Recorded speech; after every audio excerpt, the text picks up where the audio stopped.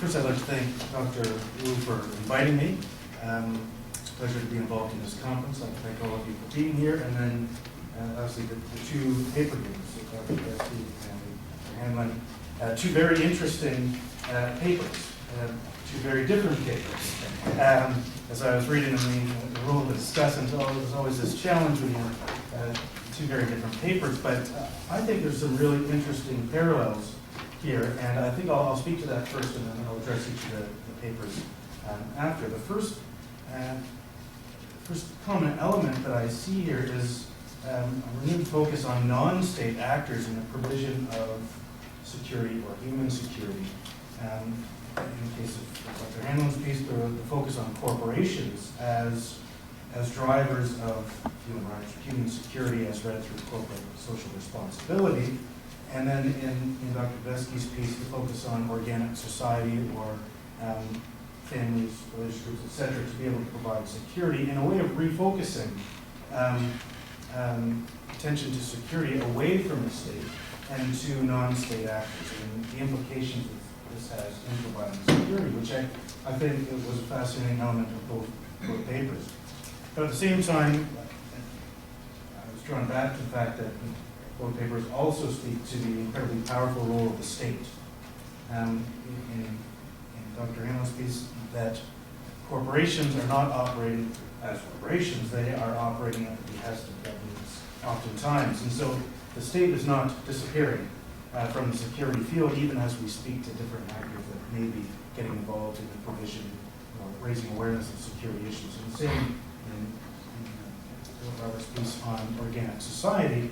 The state is still a preeminent player in the provision of security. In fact, we can't even view it as perhaps distinct from society as it evolves out of society as one of the mechanisms used to provide security. So the state is still an important actor here. In both of these pieces, I think, speak to the continued role of the state, particularly in China, but I would say this is certainly true elsewhere as well, that the state plays an important role in the promotion and provision of security. One thing that did strike me as perhaps very different is very different views of China in particular in the provision of security. And that, if you recall, one of the last slides that Dr. Tedeschi provides is that, using his formula, you see China as a very effective provider of security. It outranks every other country or every other state. And so in this formulation, China emerges as a very strong provider of security. And read this through Dr. Hanlon's piece, where China perhaps is not comparing as favorably with other countries in the world in the promotion of human rights, its involvement in conflict zones, and ensuring human security elsewhere. And so we get, I think, a very strong, nice contrast over different ways we can view security right through the Chinese case in the provision of security around the world. So I thought those were very interesting elements that tie the pieces together. I want to speak now to Dr. Tedeschi's paper on anthropocentric security. There's a couple of elements in the paper that I really like. The first, of course, is the critique of contemporary approaches to human security, which I think you accurately portray as still remaining very state-centric in their focus on who provides for security, certainly in the recommendations, and in essence, the goal is to create better states. And so it remains a very state-centric concept. And so I think that's an important and fair critique of contemporary understandings of human security. And as I noted before, I think the approach to non-state actor, to organic society, is a really nice addition to understanding the provision of human security. The idea that family functions as a provider of human security, or the market, or different values in society as a way of providing security is a really nice addition to the traditional state-centric or even humanitarian NGO focus. These are the entities that provide security, and that's how we understand security. I think this gives us a nice new lens into approaching the subject. I did have a couple of questions or issues that I wanted to raise, and the first is to focus, I think, on the central element of the paper, which is the PLPD approach, prolonged by postponing death. and which seems to be the most significant departure from traditional understandings of human security, which I would argue focus on the concept of human dignity rather than length of life. And I think it raises a number of interesting questions for you throughout the paper. For instance, I couldn't help but think, surely 30 years in living in Victoria must be quantitatively different from, say, 30 years lived in a concentration camp or under other circumstances in life. And that, how does your theory deal with the fact that it's not simply it can't simply be about years. There must be some element of quality of life included in a conception of human security. And I think you're right to focus on the goal is to preserve human life. The UNDP report and all the subsequent work on human security focused immensely on this idea of human dignity, that it was something more than just being alive. It was being alive with dignity, with freedom, etc. And so I'm wondering how that can be incorporated into this idea of anthropocentric security. The second issue that I had comes down, I guess, to table 1, but it, sort of in the paper as a whole, is how you would quantify in terms of using, let's say, median age as an indicator. To me, median age seems to capture more of a demographic shift, perhaps than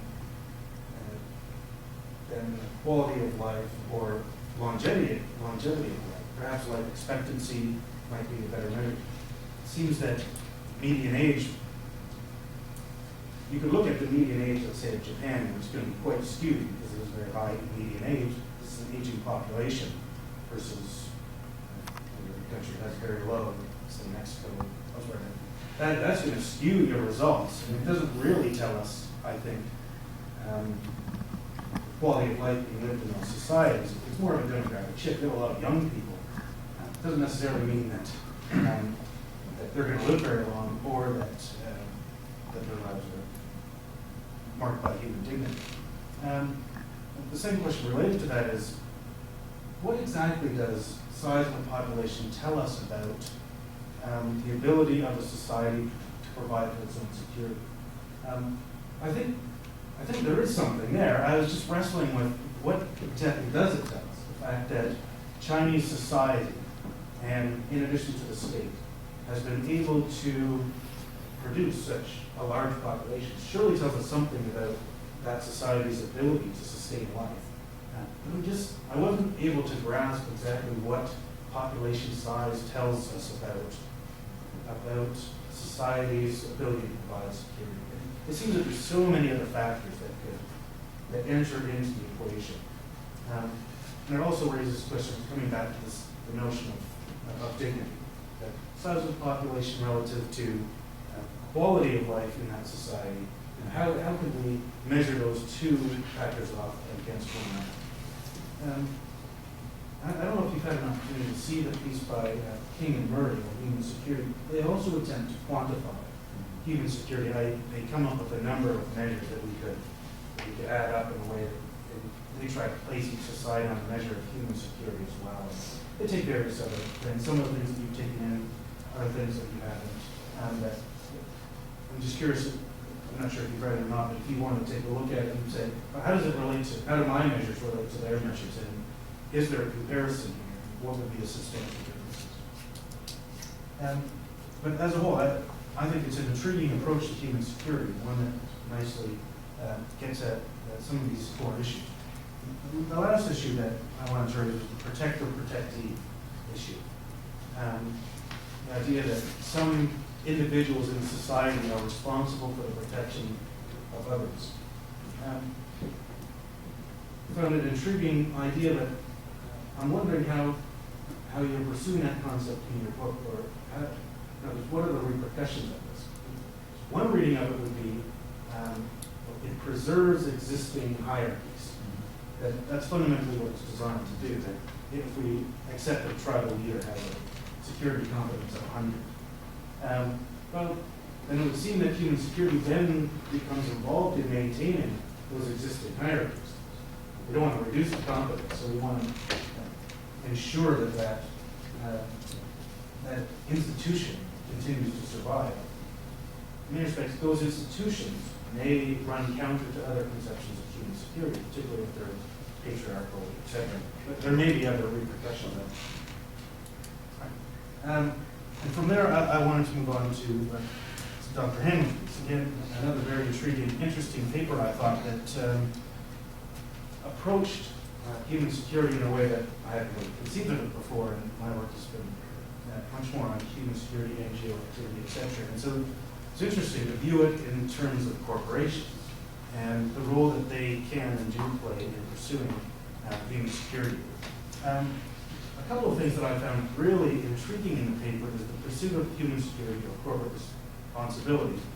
I'll come back later to how well those two connect, but pursuit of human security as a strategic response to market failures or to diplomacy, etc. To what extent we could broaden that, let's say, even outside of the Chinese case, that you could look at Canada's acceptance of human security under Axworthy, perhaps also as a strategic action on the part of the government to situate Canada as a unique power in the world. So it wasn't simply about advocating a particular norm. It was a strategic act by a government to accomplish certain ends, and that might be explainable outside of the Chinese case. Advocating certain values isn't always advocating the values themselves. There's a strategic act involved. I was intrigued by the idea that the environment becomes the defining feature of social responsibility in the Chinese case, but in the paper I was wondering why that's the case. Why have they picked up on the environment then as this defining element, more so than other issues such as human rights?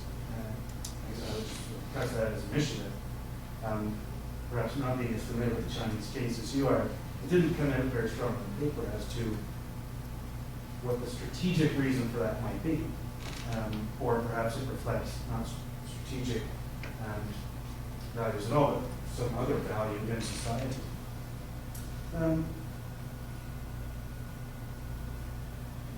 broader question I had to do with using the language of corporate social responsibility or human rights, or human security generally. What does using the language tell us?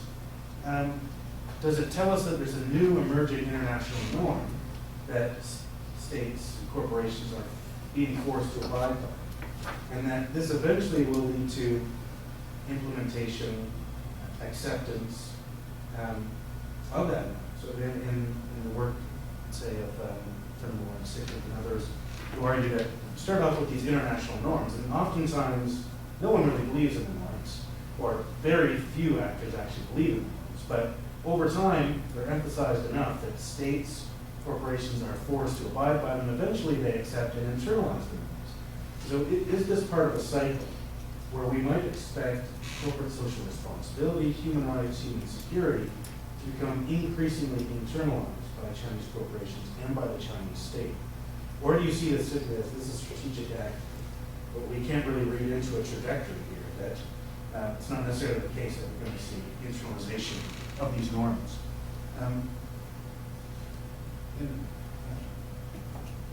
Connected to that, I was also struck by the fact that in the cases you use, the language of CSR is incredibly vague and non-committal. It says a lot about how we need to respect laws of domestic states or of workers, but it pitched at a very vague level. And there doesn't seem to be any concrete element here in terms of what it is that they're actually trying to achieve. And so I guess, is this really just rhetoric? It's there to appease somebody, Western consumers, whoever. Or is, oh no, they actually have an idea in mind that they want to implement.